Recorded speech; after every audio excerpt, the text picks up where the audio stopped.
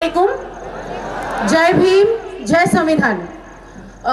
मैं स्टेज पर मौजूद बैरिस्टर असदुद्दीन ओवैसी साहब, इम्तियाज जलील साहब और बाकी जितने भी जिम्मेदारान हैं, इन सबको मेरी तरफ से अस्सलाम वालेकुम और मौजूद आवाम को भी अस्सलाम वालेकुम। मुझे अपनी बात 2 मिनट में ख़त्म करनी है, तो मैं शुरुआत करूंगी कि जो इम्तियाज जलील साहब ने जिस तरीके से एक भ्रष्टाचारी नेता का जो भ्रष्टाचार वहां पर निकाले हैं, तो उन्होंने सैयद इम्तियाज जलील साहब को जातिवादी साबित करने की जो नाकाम कोशिश किए हैं, तो उनको इस सभा के जरिए बोलूंगी कि पूरे महाराष्ट्र के अंदर संजय सिरसाट साहेब, पूर्ण महाराष्ट्रात जर कोणी सेक्युलर नेता असेल तो फक्त आणि फक्त सय्यद इम्तियाज जलील साहेब असतील। त्यांच्याऐवजी कुणी पण नाहीये। तुम्ही मराठी सक्ती बोलतात ना, तर मराठीतच तुम्हाला सांगते मी आता की या महाराष्ट्रात जर कुणी सेक्युलर आणि धर्मनिरपेक्ष नेता असतील तर ते फक्त आणि फक्त सय्यद इम्तियाज जलील साहेब असतील।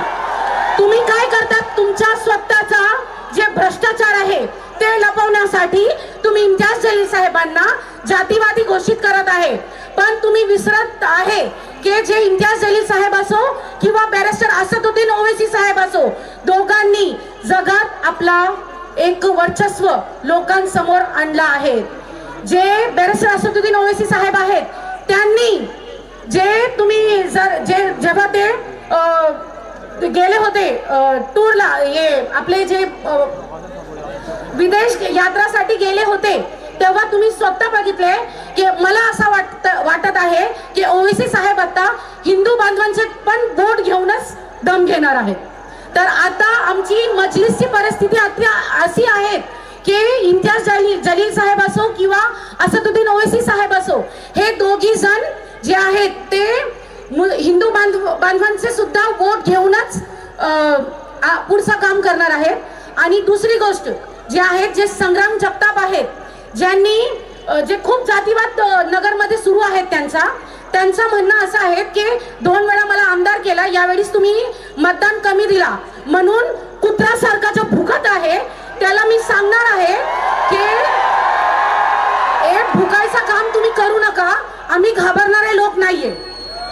तुम्ही ते मला एवढं सांगायचं आहे की इम्तियाज जलील साहेबांनी आपले आयुष्यात किंवा 10 वर्षाचे जे हे आहेत त्यामध्ये एवढे कुत्रे बघितले आहेत की ते बघूनच सांगू शकतात की हे चावण्यासाठी आलेले आहेत की फक्त भुकण्यासाठी आलेले आहेत।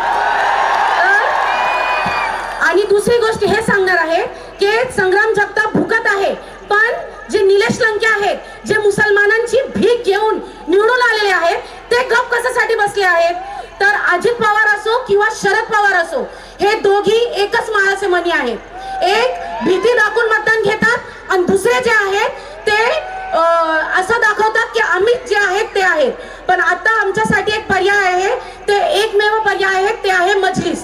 आणि आता परभणीमध्ये आमदार जे परभणीमध्ये महापौर होणार असतील तर ते फक्त आणि फक्त मजलिसच्याच होणार असतील, हे संकल्प घेऊन आता आम्ही इथून जाणार आहेत। मी एवढं बोलून मी माझं संपवते, कारण आता असदुद्दीन ओवैसी साहेब असतील किंवा इम्तियाज जलील साहेब असतील, त्यांना तुम्हाला ऐकायचं आहे। तर लास्ट मध्ये एक शेर बोलणार आहेत मी।